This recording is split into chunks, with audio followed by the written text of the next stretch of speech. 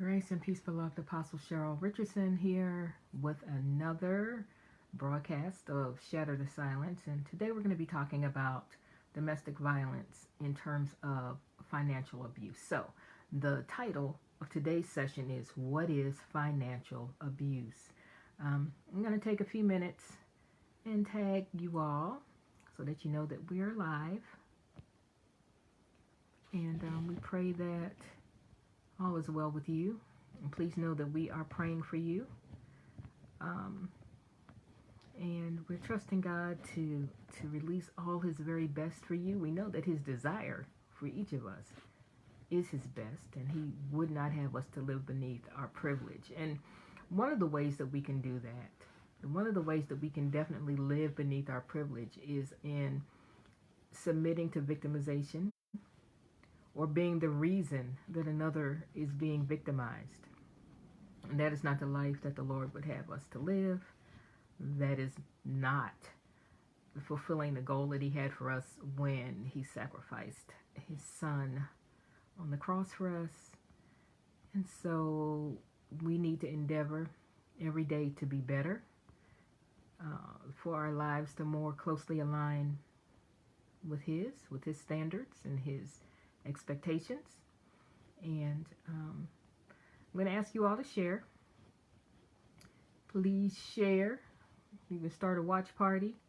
Feel free, whenever we post a video, feel free to share it on all of your social media platforms, whether it is Pinterest or Instagram or Twitter or Facebook, in a group, whether the group pertains to domestic violence or not, because this is one of the things that affects all of us. It is so very prevalent.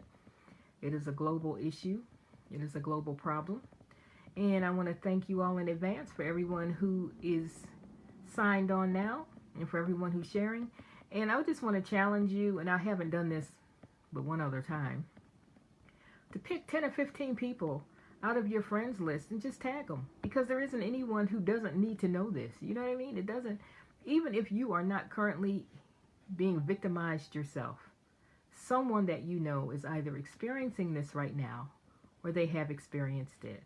And I think awareness is key, making people more aware and more sensitive. There's so much craziness that goes on in the world today. It's very easy for us to be appalled for about 30 seconds, and then we go back to our lives and the pot roast that's in the oven and what are we wearing to work tomorrow and all of those things. So I really want you to share.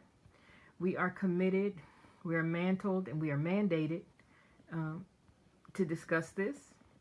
And certainly a lot of people don't want to talk about it. They don't want to hear about it. But they'll have to take that up with the Lord, because we are mandated to cry aloud and to spare not. And so that's what we intend to do. Today's topic, as I stated previously, is what is financial abuse. Now, a lot of you that are on my friends list, many of you, the majority of you I actually know. So we have a relationship outside of social media. We've worked together or whatever. We've ministered together.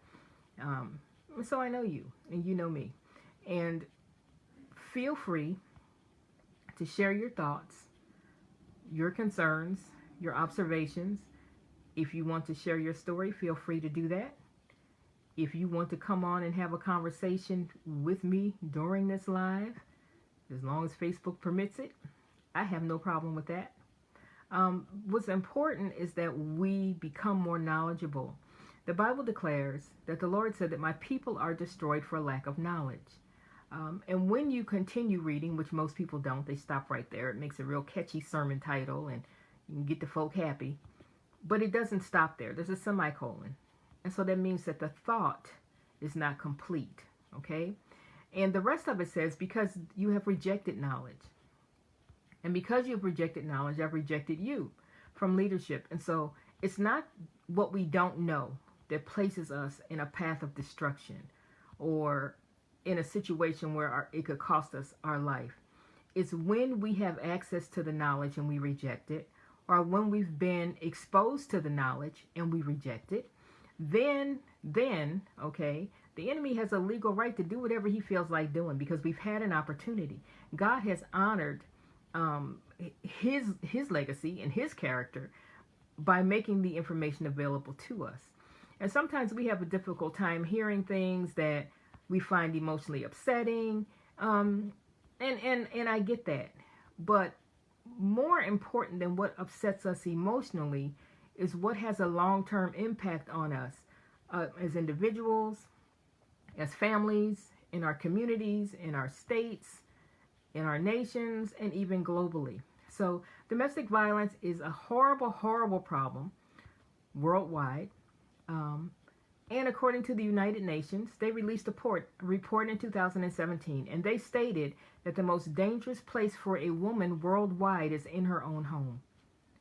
So this is a worldwide issue. This is a global issue. And we have a mandate to share and to educate and to raise awareness and to cry aloud and to spare not. So that's absolutely what we intend to do. Now, many of my social media friends are ministry leaders. They are bishops and they are apostles.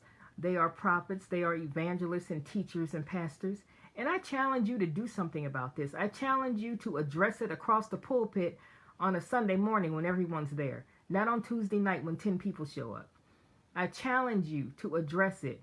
Do a series on it. Preach about it for 4 Sundays out of the month.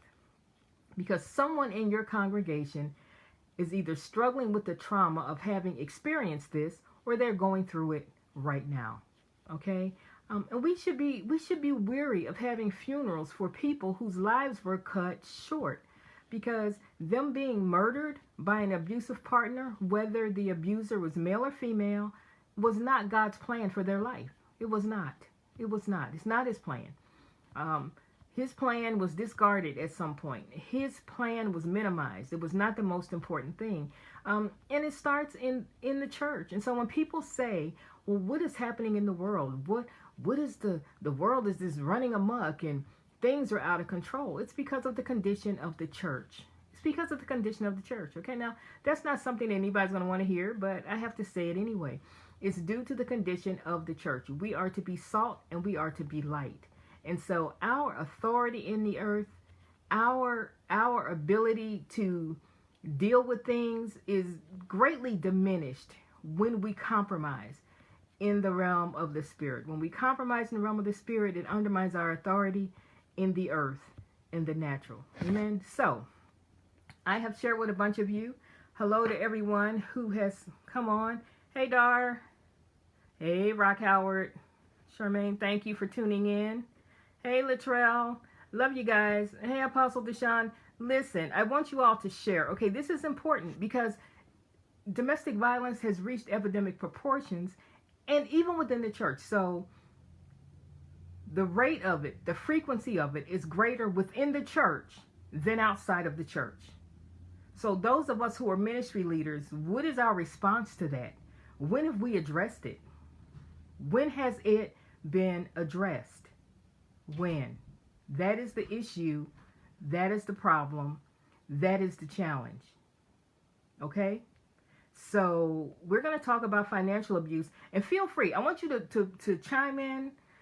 Just know that if I don't have an opportunity to respond to what you're saying as we go through this, then I will, as I always do, go back after we're done and I will respond to every single comment, every single question.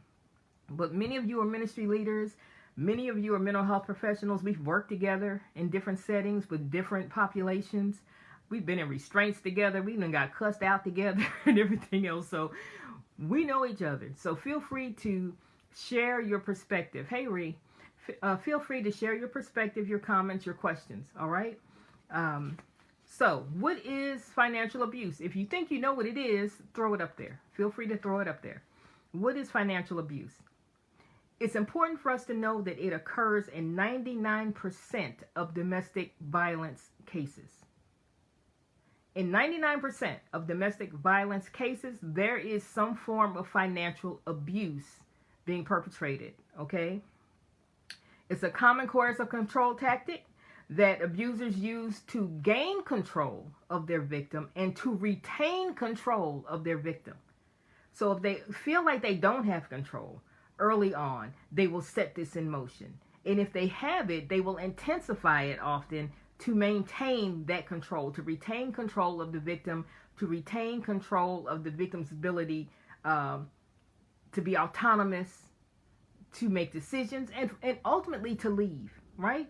Because finances are important. They are important.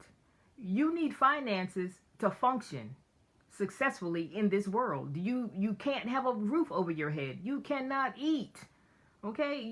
There are things that you cannot do that are attributed to your well-being just as a human being. You need finances to do it. And if those are impeded, then you are definitely being negatively impacted, okay? So it's a common coercive control tactic, and we've talked about coercive control in other discussions. So feel free to Google that, and you can view that if you need to brush up on it. It can manifest in slightly different ways, okay? But generally, this is what it involves. Financial abuse involves concealing information from the victim. Concealing information from the victim, okay? What do you think that might look like when information is being concealed? What kind of information could be concealed from a victim that would be impactful, okay? Limiting the victim's access to resources. So making sure that the victim doesn't have access to the savings account, doesn't have access to the checking account, doesn't have access to the credit cards, okay? Reducing accessibility to family finances. So making sure that the victim has to come to the perpetrator or the abuser, their partner, in order to access any of the finances, okay? Now let's go back to concealing information for a minute. Concealing information can look like, I'm taking all your money, paying the mortgage, supposedly, but I'm not really paying the mortgage.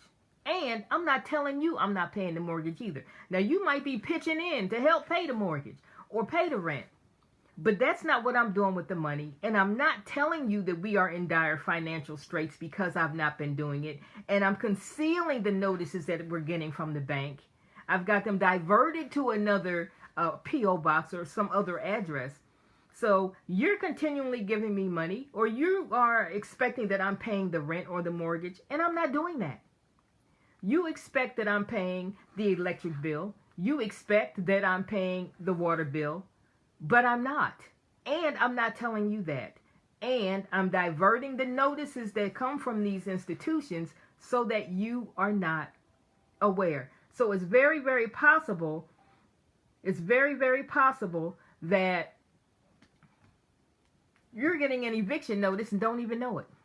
The bank is foreclosing on your home and you don't even know it. So that's an example of concealing information. I'm not doing what I'm supposed to do financially, and I'm not telling you that I'm not doing it, which puts you in a position where you are completely unprepared for what happens next, okay? So that is a tremendous coercive control tactic, right? We can't make informed, wise decisions with partial information. Amen? So, all right. So we said that financial abuse can manifest in slightly different ways. It doesn't look exactly the same from relationship to relationship, but these are the things that they have in common. Concealing information. If someone wants to type that up there, it'd be awesome. Concealing information, limiting the victim's access to resources, and reducing accessibility to family finances. So whatever we do have, you don't have access to it, and I'm not going to let you know about the things that will help you to figure this out. Okay, so I'm going to keep you ignorant and in the dark and working on partial information. Okay, its role in domestic violence is it prevents a cohabitating partner from resource acquisition. For example, okay, restricting their ability to find employment, maintain employment, or advance their careers and acquire assets. So, to keep the victim from being employed, if they allow the victim to work, they may say it has to be part-time. It can't be over a certain amount. Okay, so there are restrictions that are put in place, expectations that are being put in place that prevents the victim from acquiring resources, that prevents the victim from saving enough money to exit an unhealthy, toxic environment, okay? Preventing the victim from obtaining an education. Now, let me just say this. This can look like I'm threatening you and you better not try to leave the house and go to work, and that's my expectation, and I'm the head of the house, and chest thumping and all of that. Or it could be the result of manipulation. Well, you know the children are young and they need their mother, or they need their whoever you are to them. They need you to be here. We don't want them to get off track, and we need you to focus and be committed to raising them in the admonition of the Lord. Okay, so we'll misappropriate scripture too for some of this tomfoolery. So that is one way that it is done. It's not always a threat. Oftentimes it's manipulation, especially in households that are supposed to be households of faith. Scripture is often misappropriated. Often, okay? Hello to everyone that I've not said hello to. Love you and appreciate you tuning in. Please share. All right. So another thing that can happen is that the perpetrator will spend the victim's money without their consent. They will create debt, go run up bills, charge things, purchase things with money that was earmarked for other things, okay? Or completely spend the victim's savings to limit available resources. So the bottom line is, if financial abuse is taking place, ultimately they want to limit the victim's ability to amass enough money to become independent. They want them dependent on them, okay? Now, exploiting the victim's economic resources. How is this done? How are the victim's economic resources exploited? So I've talked about some ways that takes place.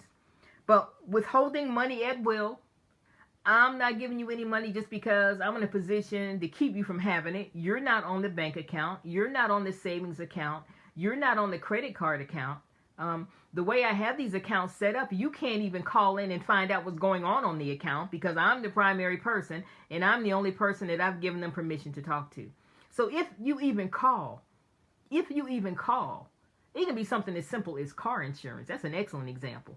If you even call, you can't find out what is happening with the account because your name is not even on the account, okay? So that's one way that a victim's economic resources can be exploited. Another way is putting the victim on an extreme allowance. I'm not going to give you as much as you need to function from day to day. I'm going to put you in a position where you have to come to me for gas money every day or so.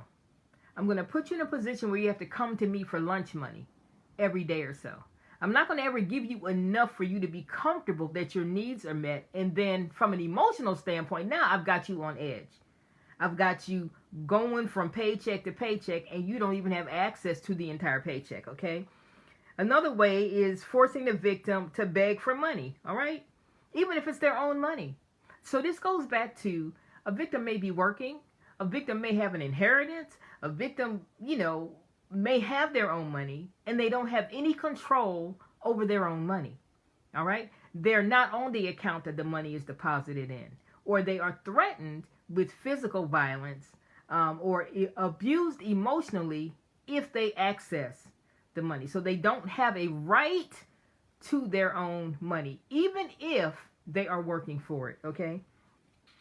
It matters not to the abuser who actually went out and earned it, okay? Many of them won't even work, and the victim will work and not have access to their own money, okay?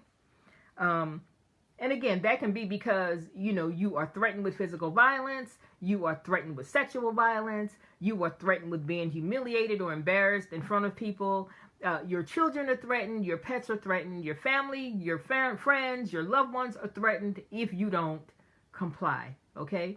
Now, one way to make sure you don't have any money is for the perpetrator to run out and spend it up, or to create bills that you are obligated to pay because they're in your name.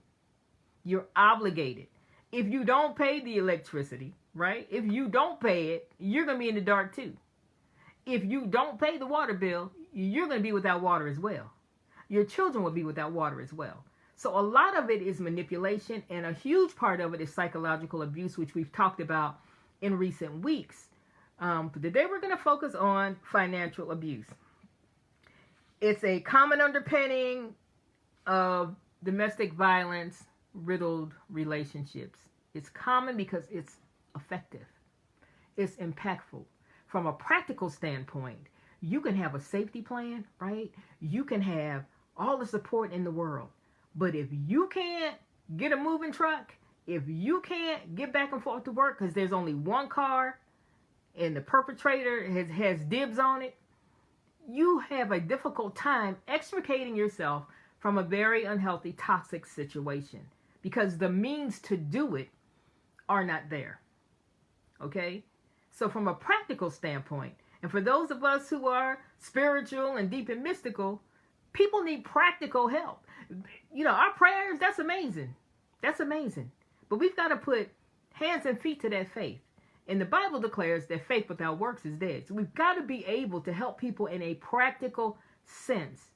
Me praying for you is not putting gas in your gas tank so you can get to work. It's just not helping.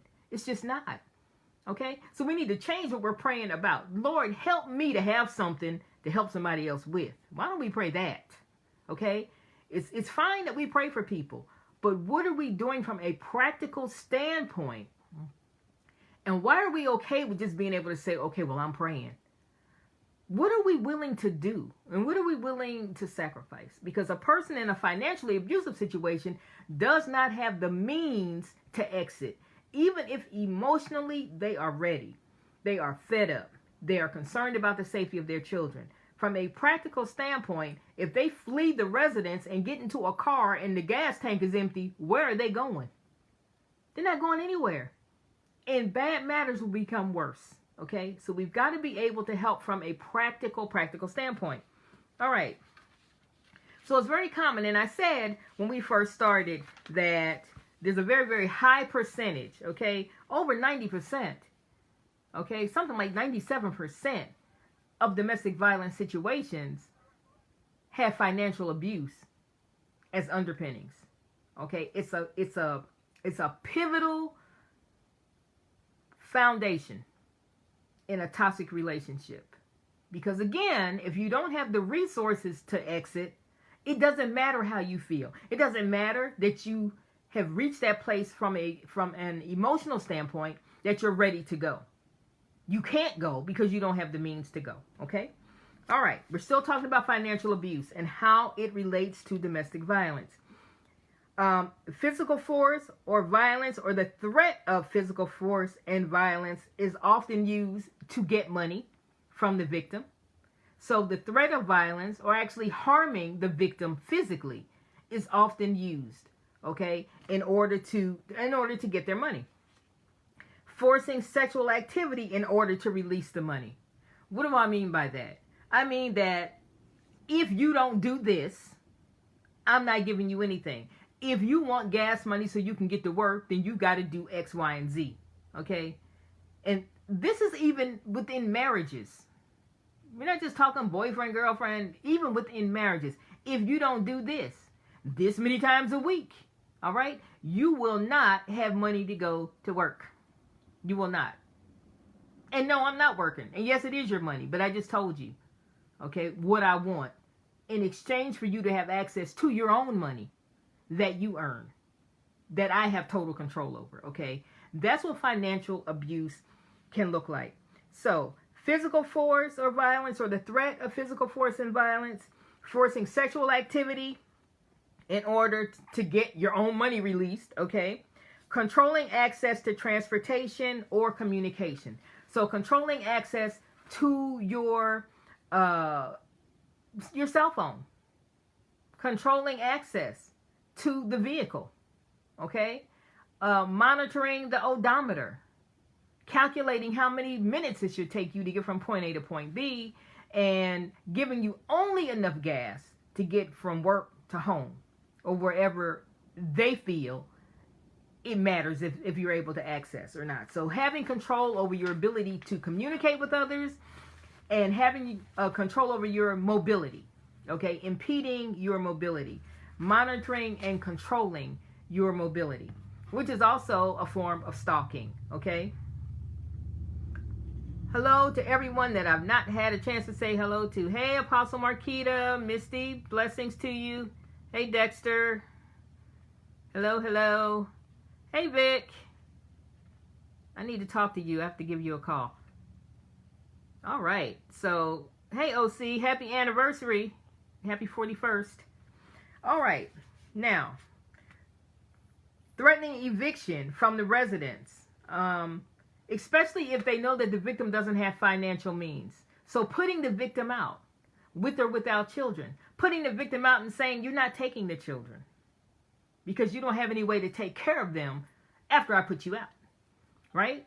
So coercive control is what we're talking about in terms of financial abuse.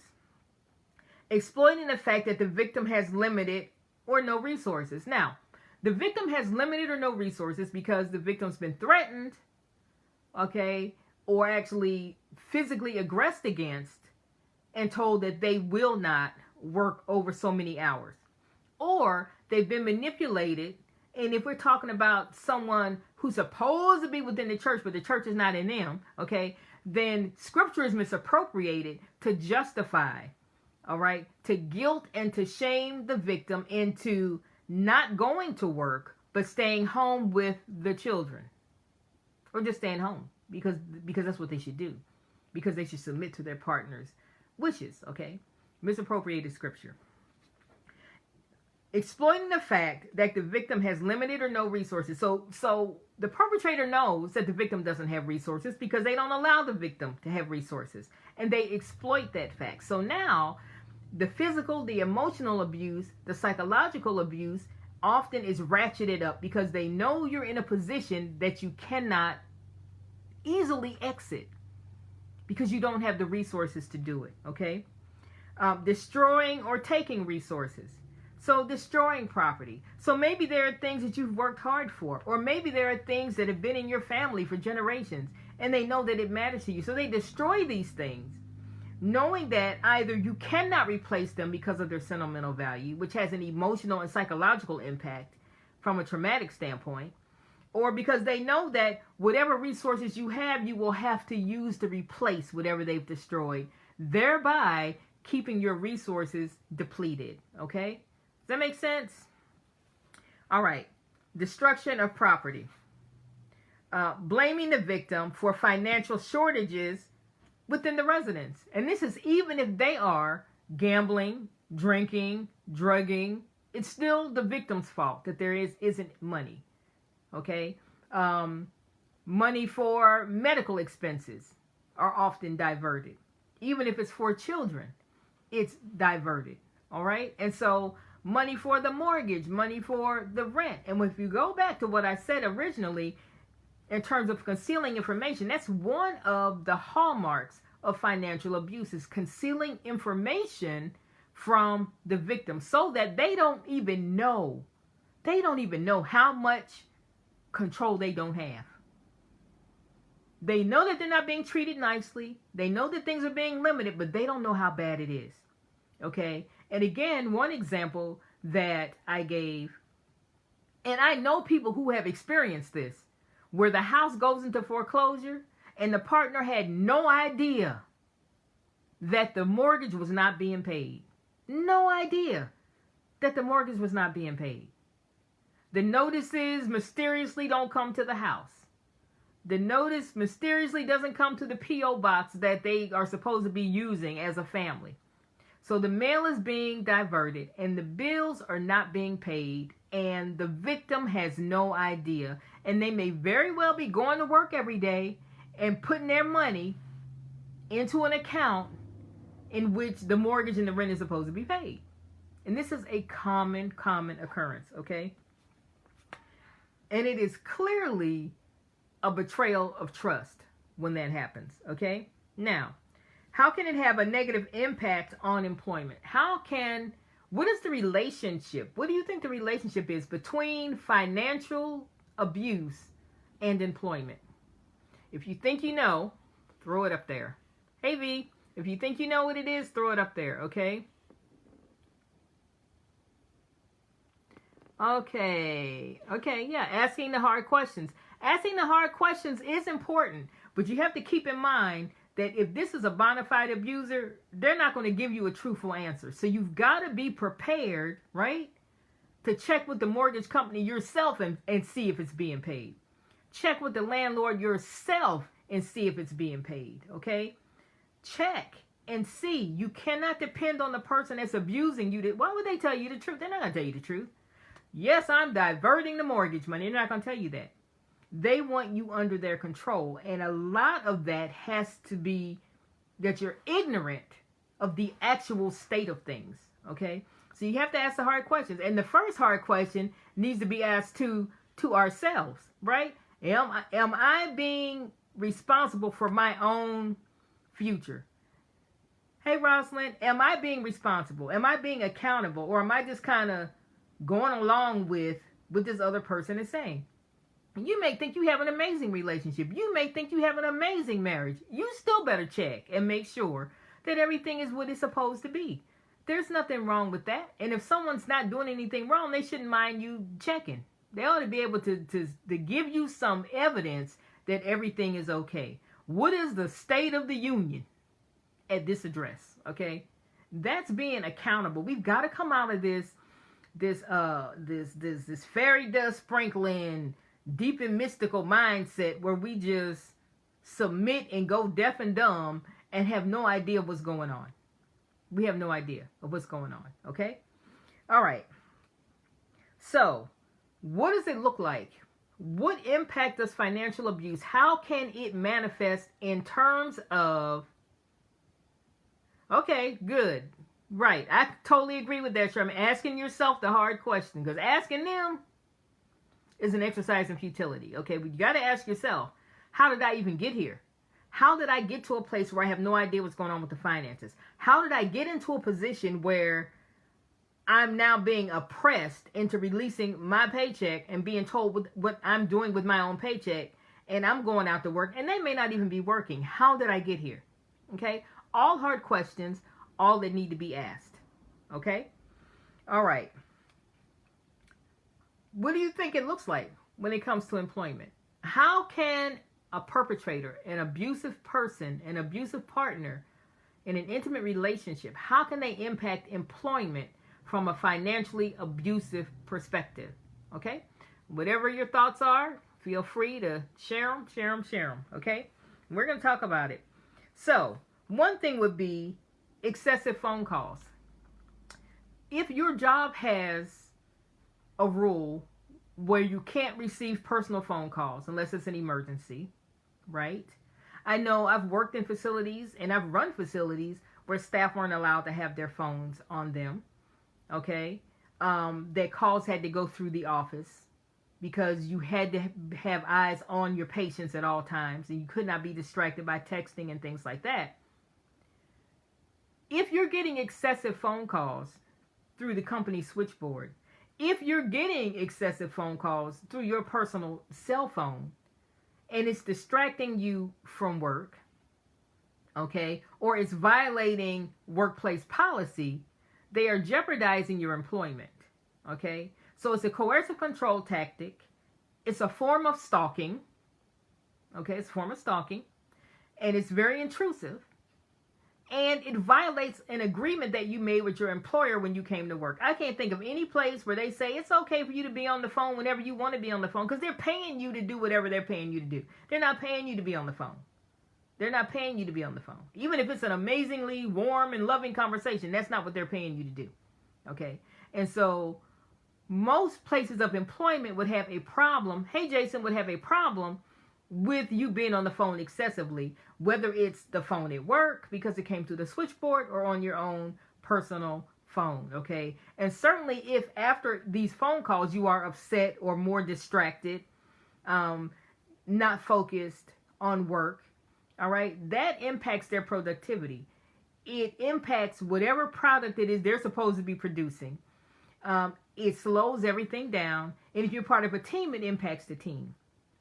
So your coworkers can begin to have negative feelings too about these excessive phone calls. So that's one simple way that an abusive person, an abusive partner can impact your employment, okay, and really put it in jeopardy, okay? So excessive phone calls is one. Surprise visits at work, especially when they are frowned upon. Now, some places don't mind if your partner shows up from time to time. Most places don't want them hanging out in the parking lot. Don't want them hanging out in the lobby. Don't want them hanging out in the cafeteria. Okay, that's not, because again, it's a distraction and they're paying you to work. So if you have these surprise visits, even if you feel or you express that it's unwanted by you or you don't desire it, it's problematic for the people around you, for your coworkers, for your supervisors, for whoever owns the company that you work for, okay? So, excessive phone calls, surprise visits, even if they show up with flowers and a box of chocolates, okay? If it's frowned upon in your workplace, it has a negative impact on you and how you present to your employer, okay? Rude, obnoxious interactions with the victim's supervisors or coworkers. So when they do show up or when they do call, they're rude and obnoxious. They're difficult. They're out of control, okay? Again, it jeopardizes your employment. Now, in most places in the United States, you cannot legally be terminated because your partner is obnoxious. However, if as a result of your partner's obnoxious behaviors, excessive phone calls and surprise visits, you're off task and not doing your job, you've now presented them with a valid reason to terminate your employment, right? And the real reason might be that you have an obnoxious partner. But they've been given a reason that they can stand on legally if they're not getting from you as an employee what they are paying you for, okay? So again, we're talking about how financial abuse can impact us in the workplace, okay? Now, if the victim is a member of the LGBTQ plus community, okay, they may be threatened by the abuser to being outed on their job. So if they are lesbian, gay, okay, if they are transgender, if they are questioning, if they are any of those things, and it's not common knowledge, then the perpetrator may threaten to reveal that. I'm going to send your supervisor an email. I'm going to send all your coworkers an email. I'm going to send it to the corporate office and let everybody know that this is your situation and this is your deal. In an attempt, right? In an attempt to threaten your ability to maintain employment, right? Why would that have a detrimental impact? Even if an employer doesn't have a bias against these lifestyles, even if they don't have a bias, I'm pretty sure they're not comfortable with somebody's. It's like, what kind of person is sending me this email? What kind of person is doing this? And how big of a problem is this going to be for us as a company, as a corporation? Is this detrimental to our brand? They're threatening to go public. They're threatening to go to the papers. They're threatening to post things on social media. So again, the victim's employment can be put in jeopardy. And because of what's done, the diminished ability to work, the diminished ability to stay focused and to stay on task and to be productive will provide the employer with a legitimate reason to question why they are employing this person, the victim, okay? And so again, it's a coercive control tactic, and it's incredibly effective because it involves gaslighting a great multitude of people, okay? So even once a victim leaves, the abuser may refuse to pay court-ordered child support or alimony. So again, financial abuse looks like, okay, you've left. Okay, you've done a restraining order.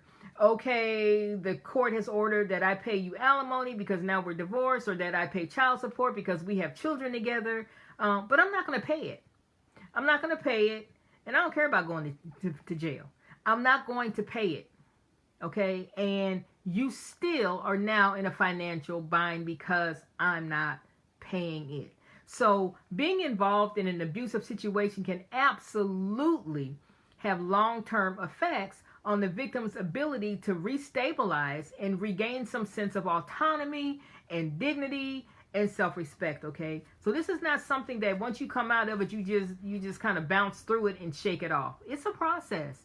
It's a process because it has a far-reaching effect on the victim's ability to provide for themselves, not just when they're in an abusive situation, but when they leave an abusive situation. If their ability to be financially stable depends on the abusers complying with a court order, that's very, very questionable. Okay? Will they do that? And oftentimes, an abuser will commit homicide solely because they don't want to pay child support, solely because they don't want to pay alimony, and they don't appreciate the fact that you got out at all. Okay? So it's important to keep that in mind. The victim may be forced to obtain credit, and subsequently the credit score can be completely trashed because they are coerced into obtaining credit that the perpetrator then runs into the ground. Okay? Why is that key? It's key because this is another way of destroying resources. So they've run up a large amount of debt. The victim doesn't have a way to pay it down, and it negatively affects the victim's credit score. Because oftentimes abusers will insist that the victim get credit.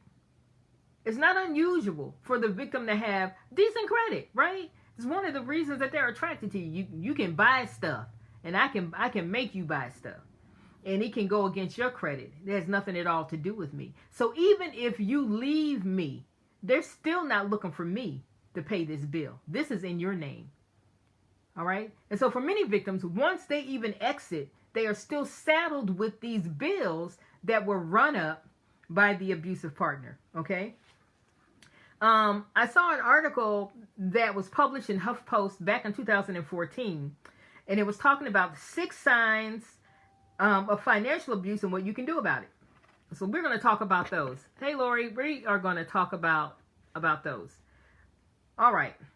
So number 1 of the 6 signs is forced career choices that they normally would not have chosen on their own. All right. Now, this prevents the victim from succeeding, and it changes their trajectory. And one example that I can give you from my own life is this. Okay. I grew up in an abusive household. I have siblings who were 10, 11 years older than me, and their experience was different for whatever reason. Okay. I'm not debating that, but I know for sure what I experienced and what I witnessed. Okay. One form of abuse that I know that my mother was subjected to. Hey, Dr. Jen. Hey, Kevin. Please share. One form of abuse that I know that my mother was subjected to is she wanted to be a nurse. And I heard my father say to her, and I think I was probably only 5 years old, but I heard him say to her, you don't need to be a nurse. You don't need to do that. You don't need to go to school. And so he kept the finances tied up. Now, we lived well. We were not poor. We lived well. Everybody thought we were rich, okay? But, you know, what it appeared on the outside and what was actually going on when that door closed was 2 different things, okay? So we had all the best things. We had all the, you know, the first kids on the block to get the brand new toys, and the house was amazing and recently remodeled and nice vehicles and all of that. But he would not let her go to work. You might be thinking, well, how did he keep her from going to school? How did he keep her from doing that? Well, she needed money to go to school, right? And she had kids at home. We were little. So it can be as simple as the abusive partner refusing to help with childcare. Yes, I'm home during the time that you can go to school, but I'm not going to babysit. And nobody else is watching my kids. So you can't go to school because you have to stay here with these kids. So I heard him. This is not something she told me. I don't even know if she knew that I knew this. I heard him tell her, you don't need to go to school. You don't need to do that. Okay?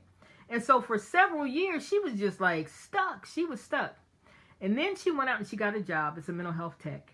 And I remember that my favorite uncle took her to her interview, bought her some clothes that she could go interview in, and then she got offered the job. She didn't have the uniform that they required. She didn't have the money for the uniform. I remember because I was in the car with them, okay? And my uncle brought her a whole new outfit. He bought her, she needed to wear like a nurse's uniform. They had to wear the white dress. He bought her that. He bought her pantyhose. He bought her brand new underwear so that she could go to this job. And so she defied my father, and she went out to work. She went to work. And it took her a minute, but she got it together, okay? She got it together because she decided we're not doing this like this. So one form of financial abuse is refusing to allow the victim to go out to gain some independence. The other thing is if you go to work, then you're not completely isolated. And isolation is an important part of domestic violence. It thrives best when the victim is isolated, or when the victim is convinced that no one else can understand, that no one else can help them, okay? So even if you're not actually isolated, even if you go to work every day, if you believe that nobody can help you, you're isolated because you're not sharing. You're not telling anybody what you're experiencing, okay? And so according to HuffPost, forced career choices. So you want to be a nurse, I'm not going to let you be a nurse. Okay. Ironically, the Lord blessed and she climbed the ranks as a mental health tech. And it's interesting to me because I'm a mental health professional. Okay. I have a child who's a licensed psychologist. And so that little 5'2" lady had no idea. She had no idea that what she lived out in front of me would have the impact that it's had. All right. On her family tree. We followed in her footsteps. Okay. And she was so well respected as a mental health tech. At that time, she became certified as a med tech, and she was dispensing meds. And the nurses would leave her in charge of the psychiatric unit when they were off the floor. So she had all the same authority. She had all the same latitude that the nurses had. And so God honored her desire to be a nurse because she got up and did something about it. But my point is, she was not permitted to go to school to pursue nursing. Okay? And then the other thing that my father would do is, if she would go to work from 11 at night to 7 in the morning, because her thought process was, we'll be asleep at that time. So even if he's refusing to watch us, we're in bed anyway, right? She went to work from 11 p.m. to 7 in the morning. He would often tell her, because I would hear, he would often tell her that he would take her to work, right? Now, I grew up in Philadelphia, and the buses would run about every 15 minutes, but they would stop running at about 10:30. He would tell her at 10:40, and she's supposed to be to work at 11 o'clock. Oh, I'm not taking you to work. I don't feel like leaving the house. So now, here we go, jeopardizing employment. So now she's got to figure out how to get to work. She's got to take a cab, which is going to cost a whole lot more. The buses are no longer running, so she can't take a bus. You understand what I'm saying? So that's an excellent example of financial abuse and what it looks like in a domestic violence situation. Okay, so you have this job, but I'm going to jeopardize your job because if you can't get to your job, they may love you, but they will terminate you. They need you to be able to come to work consistently, and you don't even know when you're going to be able to get to work. So you know what she did? She made sure that she always had enough money to take a cab. If he took her, fine. If he didn't, she called a cab. Okay? She called a cab. That's what she did. That's what I witnessed. That's what I know happened. Okay? All right. So, we're still talking about financial abuse and how it is related to domestic violence. Maybe the victim is a stay-at-home mom or works part-time with their partner's permission. Okay? So that's limiting because if you're working part-time, then you probably don't have benefits that are going to help you to be independent, right? You don't have life insurance, you don't have disability insurance, you don't have sick time, you don't have the things that would help you to be independent on your own. And so it almost guarantees that you are trapped if you accept that in that abusive setting, with just making enough money to get back and forth from work to home, okay? Often the victim works full-time and the abuser sabotages it with ultimatums regarding the job versus the relationship. You care too much about this job, you're going to have to leave that job. It's the job or me. It's the job or your family. Okay, if you continue to go to work for those people, and especially if they get a promotion, if you continue to excel on this job, this relationship is over. This relationship is over. Okay, so that's one form that financial abuse can take. Now, literally everything that is spent is accounted for and monitored can be another form of financial abuse if it is excessive. If the victim doesn't have enough to do what they need to do on a day-to-day basis. Okay, so that's another form that it can take. If there are consequences, whether they be physical or psychological, for non-compliance. So if the abuser says you have a $10 allowance and this has to cover your lunch all week, and if you ask me for some more, then something physically aggressive is going to happen to you, or the emotional abuse begins in earnest. Okay, so this is another way. Okay, our bank sends notifications only to my husband when the account is being. Okay, so it's being monitored. It's being monitored. Okay, if you are working, you need to know what's going on with your money. You need to know what's going on with your money. You need to know what's going on. You need to know what you have and what you don't have. You can't make a plan, a solid, viable plan, right? If you have no idea what is going on with the money, okay? You need to know. Even if you choose to do nothing about it, you need to be aware, okay? So, literally everything is spent and is accounted for and monitored, okay? Especially when it pertains to the victim. They especially have to be submitted to this, okay? The perpetrator can spend whatever they want, and the victim better not have any questions about it, better not have any opinion about it, and certainly better not verbalize an opinion concerning it, okay? The victim may not have a personal savings account or a personal checking account or a personal debit card or credit card at all right? The perpetrator may be the only one that has all these things. Now, let's say you're not in an abusive relationship. If something happens to them, now what? If something happens, they don't have to die. What if they're in an accident? What if something happens? What if they have a head injury? What if something happens that makes them incapable of making financial decisions? If you have no idea what the status of the bank account is, that's a problem. If you have no access to it, that's also a problem. Okay? All right. Threats of leaving. Even if the abuser is not working, if she or he, because anyone can be a victim and anyone can be an abuser, and men are abused as well, okay? If she or he is taking control of the victim's finances, the bills may be in the victim's name. So the perpetrator may have full control over the money, and the bills might be, the bills, not the savings and the checking, the bills may be in the victim's name. Why is this important? Because even if they don't get paid, the perpetrator is not affected. The perpetrator is not affected. Okay? Forced family. Okay, so way back in the day, they used to have this saying about keeping a woman barefoot and pregnant. And that would be a plan. And that would be a strategy utilized by many men to retain control, to gain control, and to maintain control. So the babies just kept coming, one after the other, one after the other, one after the other. And for many of us, our religious beliefs kind of kept us tied to, let's just keep having these babies, okay? But if that's not what the woman wants, then it's abusive to force it, okay? Now, keeping her barefoot and pregnant was literally a saying, and it was something that was practiced with a whole lot of gusto back in the day, all right? The female victim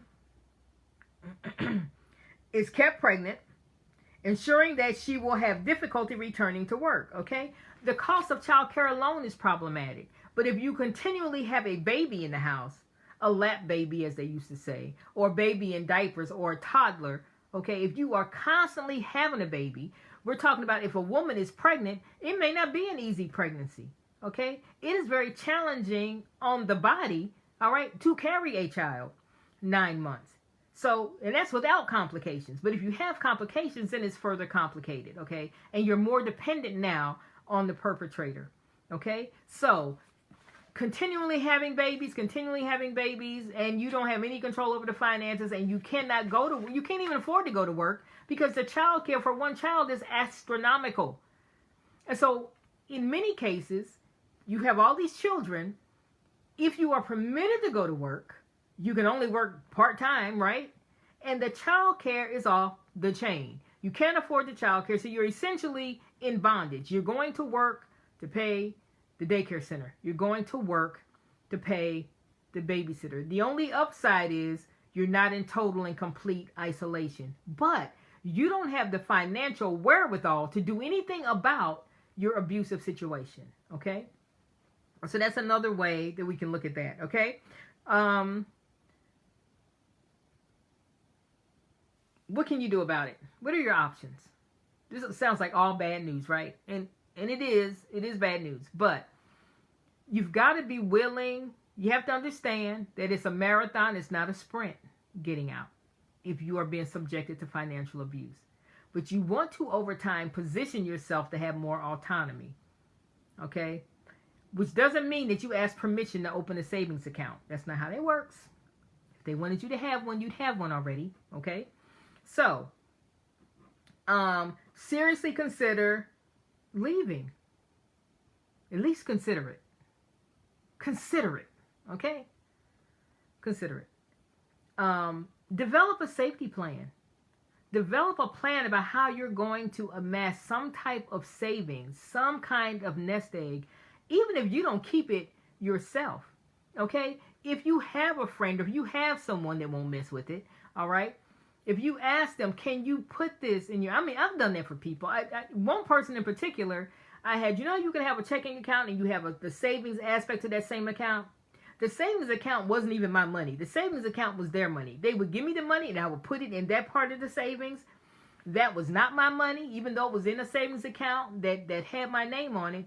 It was there for them for safekeeping, so that whenever they needed it in an emergent situation, they knew that they would have it, okay? They knew that they could have access to it because I would give it to them. It's their money. It's not my money. All right, so there are ways that you can put aside some resources, okay? Especially if you are in a domestic violence situation. You've got to figure out a way to do that, even if it's $10 at a time. That's better than nothing, okay? $10 at a time is better than nothing. $5 at a time is better than nothing. So the fact that you may not be in a position to save $100, don't let that be the reason that you don't set aside some kind of nest egg, okay? Don't attempt to deal with it in isolation. Tell somebody what you are dealing with. Tell somebody what you are going through, okay? People need to be aware so that they can help you, all right? Begin working toward vocational training. Consider an online course, even if it's one class at a time. Even if it takes you a whole year to finish something that should take 6 months, okay? Get some kind of certificate or vocational training. If you can do it online, that's even better because that doesn't require that you explain your, extended periods of time being away from the home. But get some kind of education, all right? Volunteer at a place that may help you to get your foot in the door in a certain career field. But there are things that you can do to better position yourself so that you are not so dependent on your partner if they are, in fact, abusive, okay? Open an account in secret. Open a bank account. Open a savings account. Open a Christmas club. Whatever you want to call it, okay? You've got to save money. You've got to be able to save it. Preferably not within your residence, because if it's found, there's going to be a problem, okay? Try to work even if it's part-time. You never know who God has in the workplace that's in a position to help you. You just never know. So try to work even if it's part-time, because that way you're not totally isolated. You are interacting with others who can counteract the negativity that you are being bombarded with at home, okay? Establish credit, even if it's a secured card. And by that, I mean that if it's a secured card, right, and you get a card with $100 balance on it, if you use it to get $10 worth of gas, the key to a secured card is that you don't spend any more than a third of the face value of that card. So if the card is worth $100, you don't spend any more than $33 in any given month using that card. And you pay it off the way you're supposed to pay it off. And over time, you can establish credit, because many victims don't have any credit established at all, okay? So that's one way that you can do it over time and know that you're amassing, that you're stabilizing your credit score. Educate yourself regarding government assistance. Now, people may say, well, I don't want to get on food stamps. I don't want to get on SNAP. I don't want to get on Medicaid. I don't want to do... Okay, listen. These programs are in place to help people who need it. If you're in an abusive situation, you need it. Okay? So educate yourself about those things, because these are things that you may be able to qualify for in the event that you determine that it's time for you to exit your situation. What have we been talking about? We've been talking about domestic violence and financial abuse and the connection between those two things. If you don't have finances, okay, it is almost impossible to leave an abusive situation. You're already psychologically battered, emotionally depleted, spiritually depleted, okay? If you don't have the finances from a practical standpoint, you're stuck. And so it's important that you educate yourself about these things and pay attention. Make sure you understand what's going on from a financial standpoint. Is the rent being paid? Is the light bill behind? You know what I mean? You should be able to go online or check with these companies and make sure that things are being paid on time. The fact that you've given an abusive partner money for the power bill does not mean that the power bill has been paid, okay? And especially when it comes to rent and when it comes to mortgages, okay? I cannot tell you how many times I've had people share with me that they've been giving their partner money for the mortgage or money for the rent consistently. Or if they're not working, they've been assured that these things are being addressed, that they've not received any notices in the home, that they've not received any phone calls because they're not listed as a point of contact on the rental agreement or with the bank in terms of the mortgage. But these things are not being paid, all right? And when they find out, they've got a week or 2 weeks to get out. Or the constable in some states, the police in other states show up and say, we have an eviction notice. And the victim had no idea that the rent or the mortgage was not being paid. Okay? So from a practical standpoint, now they're homeless, but also emotionally, that's humiliating. That's denigrating, it's demeaning, and everything else.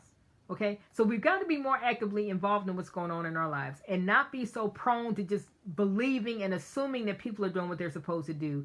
And certainly if you're in an abusive situation, you need to know what the actual financial situation is. Okay?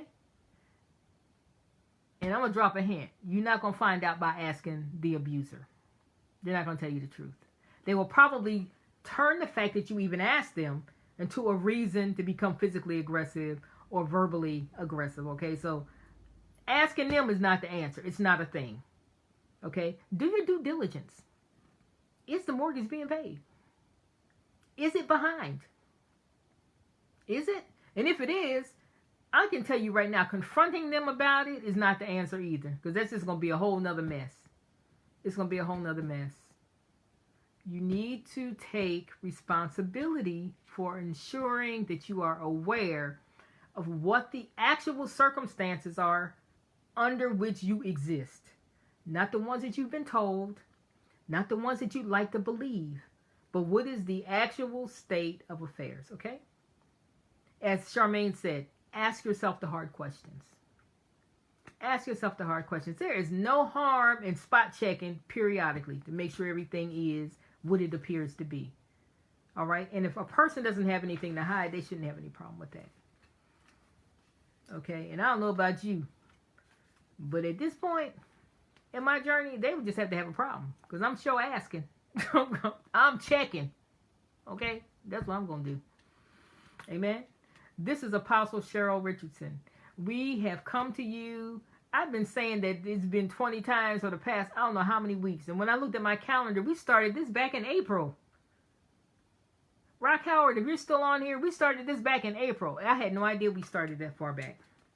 All right, we're just doing what the Lord has told us to do. So we're excited about the vision that God has given us. If you want to partner with us, this is absolutely fertile soil. Okay, we are committed to doing what God has called us to do. We are committed to seeing people walk free and to walk in their purpose, and we want to enlighten minds and inspire hearts and safeguard destinies. Okay, that's our mandate. And we are committed to doing it. We believe that there is nothing too hard for God. And we understand that we've got to be actively involved in our own deliverance. And that means being educated, right? And then applying what we learn. Not being afraid to learn something different. Not being afraid to question what we've always believed, okay? And certainly if it's not working, we need to question it, okay? So, just want you to know that this is, it's so,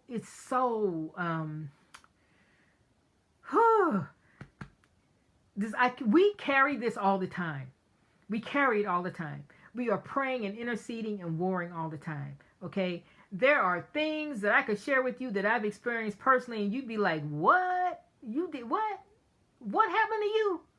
When did that happen? Okay? You wouldn't even believe it. You wouldn't even believe it. So I'm telling you, the Lord is faithful. He is faithful and He is long suffering. And even when we don't get it, even when we make excuses, okay, if we avail ourselves of the help that is available to us, I'm telling you, it's certainly if you're a believer, if you are in dire straits, help is nearby. It is. You are not by yourself. You are not isolated, okay? You can inbox me at any time. There are lots of organizations out there that are actively addressing these issues.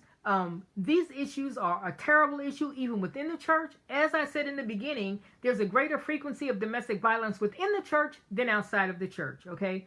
The church has got to get back to being salt and light.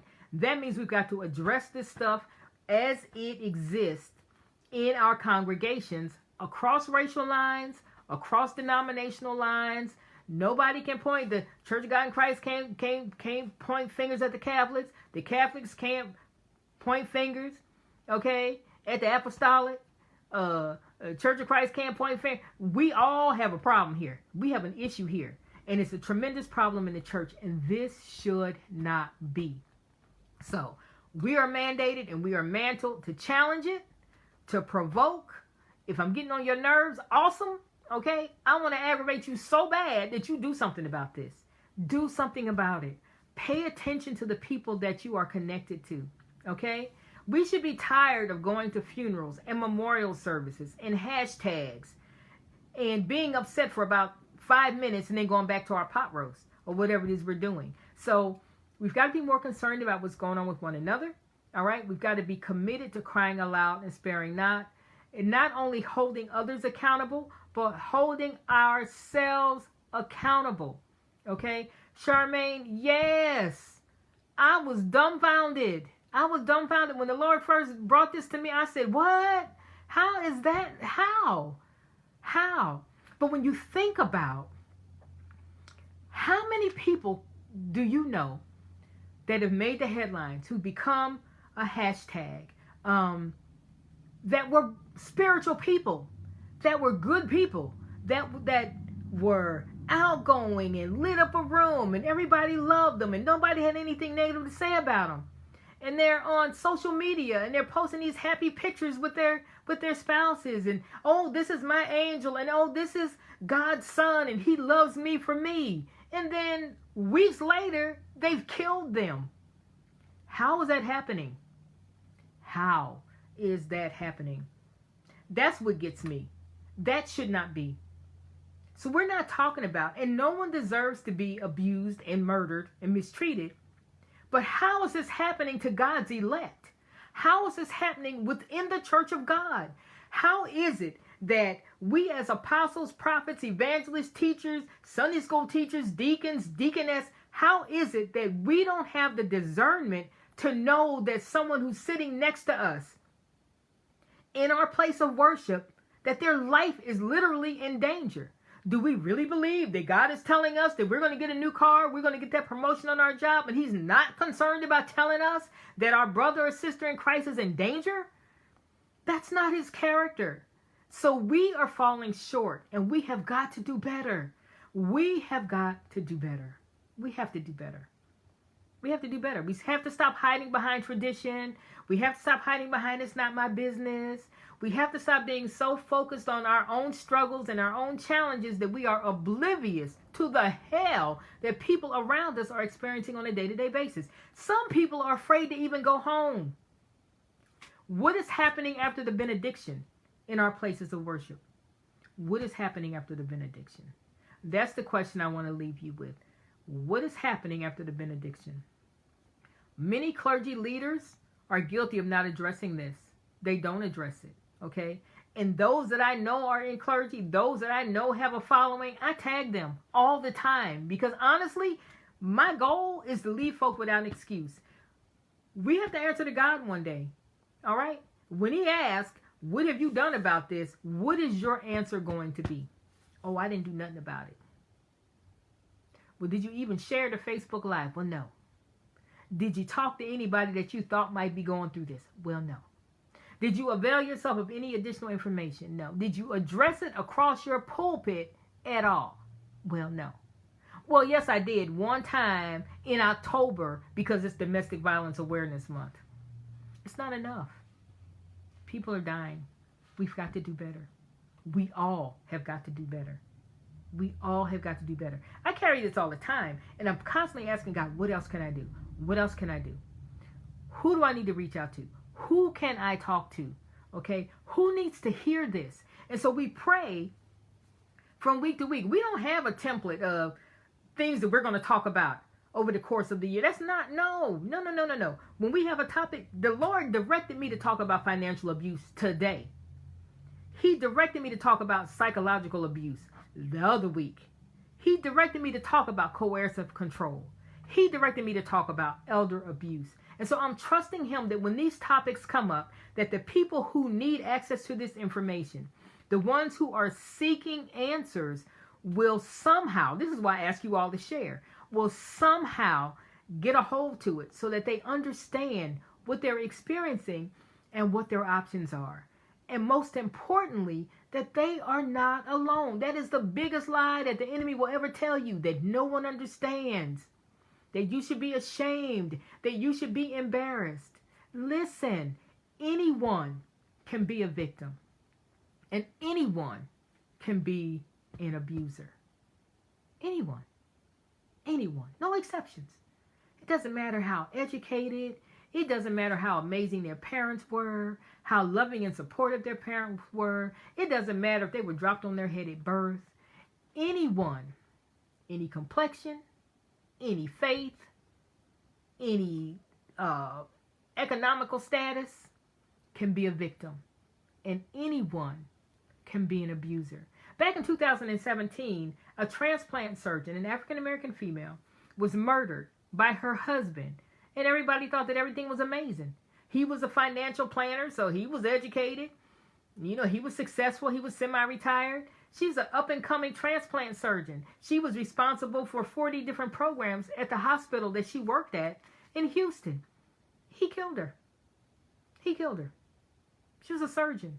One of a handful of African-American surgeons in the country, transplant surgeons. And he killed her at the prime of her life. Okay? So it doesn't matter how educated we are. It doesn't matter that we're an apostle. Listen, let me say this. And this has nothing to do with financial abuse. Listen to me. If you're in an abusive situation, or you've just escaped an abusive situation, understand that you releasing a book about your circumstances is not going to keep you safe. Okay? I don't know who I'm talking to. The fact that you launch a business, the fact that you go get an advocacy certificate, the fact that you do Facebook Lives, that you write a book, that you're a counselor, that you're a psychologist, does not guarantee your safety. There have been several women over this past year who literally had just released books about their experience and were killed, one of them before the book signing, one of them the day of.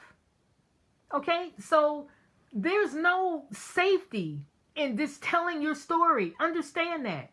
If you've been involved with an abuser, you need a safety plan, honestly, can I be honest with you, for the rest of your natural life concerning that person. Because it's got nothing to do with you. It's about them having power and control. And when they experience a setback in their life after you have left them, it's going to probably be your fault, even though you had nothing to do with it, okay? So you never reach a place where you can just go on with your life and never consider this. Again, we've got to stop and use wisdom. So know that you're writing a book, that's amazing. You're working on a screenplay, a skit, a play, that's amazing. I'm sure many will be blessed by your story. But that does not guarantee your safety. That's not how it works. That's not how it works. You need a safety plan, and you need to use wisdom, okay? As you publish your book, especially as you publish your book. Do you think they want people to know how they treated you in print? No. No. So let's use wisdom. Reach out to an advocate, okay? Get some help from someone who understands how to navigate these things. There is domesticshelters.org. There is Stand Up Survivor. A dear friend of mine, Lisa Alexander, is the head of that. All right. There are other things that, why not domestic violence and child abuse? Donna Wright has that. Misty's on here. She's an advocate. So there's help out here. There is help out here. Annette Perez, she's another advocate. So there are people out here who are willing to help you, okay? You've got to connect. You've got to be actively involved in your own deliverance. And understand that you getting your advocacy certificate, you going back to college, you writing a book, a screenplay, a play, does not do anything concerning your personal safety, okay? Am I telling you not to do these things? Absolutely not, because I think raising awareness is critically important. But you need to understand that you can't just address half of this and not the other. From now on, you need to be concerned about your personal safety. And from now on, you need a safety plan. And people need to know who this person was, okay, that damaged you. All right? This is Apostle Cheryl Richardson. Know that I'm praying for you. Pray for you all the time. When I'm out there hiking, I'm talking to God about you. I'm talking to God about releasing you into your destiny and to your purpose, and undergirding you, strengthening you, increasing and sharpening your discernment, okay? Increasing your confidence in Him and in your ability with His help to fulfill the purpose that He has placed upon you for your life. His plan for your life is amazing. He promised. He promised. He has an amazing plan for your life. Okay? No matter what you've been through, no matter what you've experienced. I'm telling you that there is life, a full life, a productive life on the other side of domestic violence. But you've got to listen. You've got to listen. You've got to avail yourself of the information that's out there. Many, many people have experienced it. You can learn from what they've already experienced. It's not necessary for you to be tortured in every single way that others have been tortured to understand that you have value and that you have purpose. Okay? So, if you're interested, you can sign up for our blog. It's Judah's Roar, JudahsRoar-R, JudahsRoar.com. Okay? Follow me on all of our platforms. You're more than welcome.